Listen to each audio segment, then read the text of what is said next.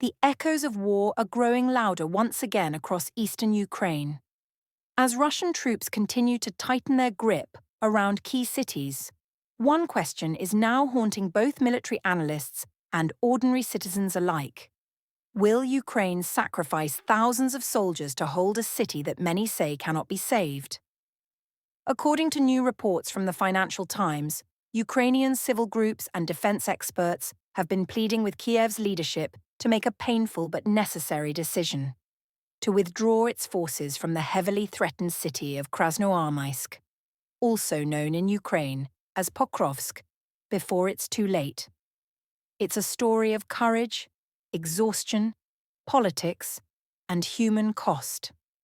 And it reveals the growing cracks inside Ukraine's war effort, as manpower shortages and desertions begin to take their toll. Let's unpack what's really happening on the grounds. Krasnoarmeysk, a once busy industrial city located in the Donetsk region, has now become one of the most contested frontline strongholds in eastern Ukraine. For months, it has stood as a symbol of Ukrainian resistance, a barrier between advancing Russian forces and deeper Ukrainian territory. But now that stronghold is slowly being surrounded.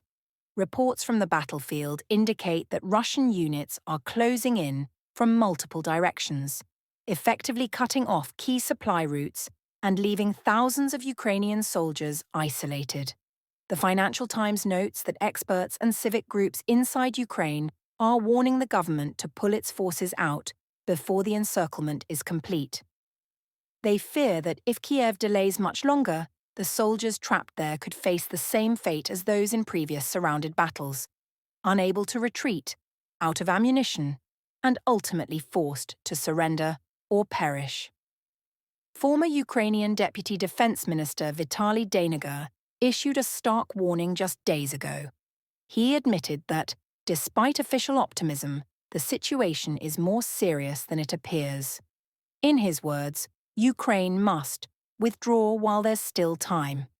His statement has sent ripples through Ukrainian society because it's rare for officials, even former ones, to openly challenge the government's battlefield decisions. Deniger's words reflect what many within the military quietly believe: that holding Krasnoarmeysk might no longer be possible. According to information from the Russian Defense Ministry, both Krasnoarmeysk and the city of Kupiansk in Ukraine's Kharkov region have now been encircled, trapping nearly 10,000 Ukrainian soldiers. While Ukrainian authorities have not confirmed those numbers, multiple analysts say the pressure around these areas has reached a critical point. The men fighting there are exhausted. Many have been on the front lines since the first months of the conflict, with little rest or rotation.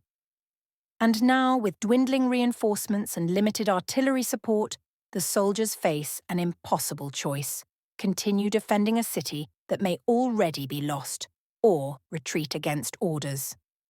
Ukraine's military has been facing a severe manpower shortage since the escalation of the war in 2022. At the start, thousands volunteered to defend their homeland. But 3 years into the conflict, that enthusiasm has been replaced by fatigue, grief, and a sense of hopelessness. Military experts told the Financial Times that the lack of available personnel is now Ukraine's biggest challenge. Units that once numbered hundreds have been reduced to just a few dozen men. Entire battalions have been merged simply to maintain command structures. One Ukrainian soldier fighting near Krasnoarmeysk told the paper, "All this might have been avoided if we had more people." He explained that retaking the city now would require a huge number of troops, numbers Ukraine simply doesn't have. This manpower crisis has also created a ripple effect. Training times have been shortened, inexperienced recruits are being rushed to the front, and morale has plummeted. Even advanced Western weapons cannot compensate for the absence of trained, rested soldiers. Adding to the crisis is a troubling rise in desertions.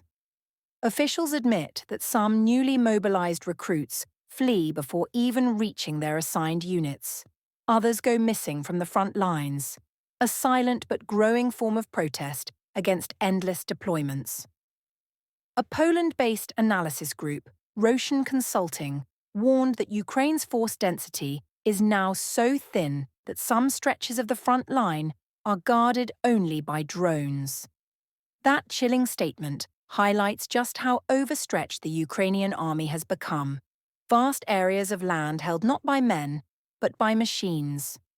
Despite these warnings, Ukraine's top military commander, General Alexander Syrsky, insists that the situation in Krasnoarmeysk remains generally under control. He has described ongoing defensive operations and denied claims that Ukrainian troops are at risk of full encirclement. But inside Ukraine, confidence in these statements is beginning to waver. Civic groups, families of soldiers, and independent analysts worry that political considerations may be influencing military strategy, with leaders unwilling to order a retreat that might appear as a defeat in the eyes of the public and Western allies. Many experts believe Kiev's hesitation is tied to political optics. Pulling out of Krasnoarmeysk could be seen as another loss at a time when Ukraine is struggling to maintain Western military aid and public sympathy. By insisting that everything is under control, Ukrainian officials may be trying to reassure international backers that the war is still winnable. However, analysts warn that this strategy risks trading lives for appearances. As the Financial Times put it, Ukraine's refusal to acknowledge the worsening situation has fueled fears that its leadership may be sacrificing troops for political image.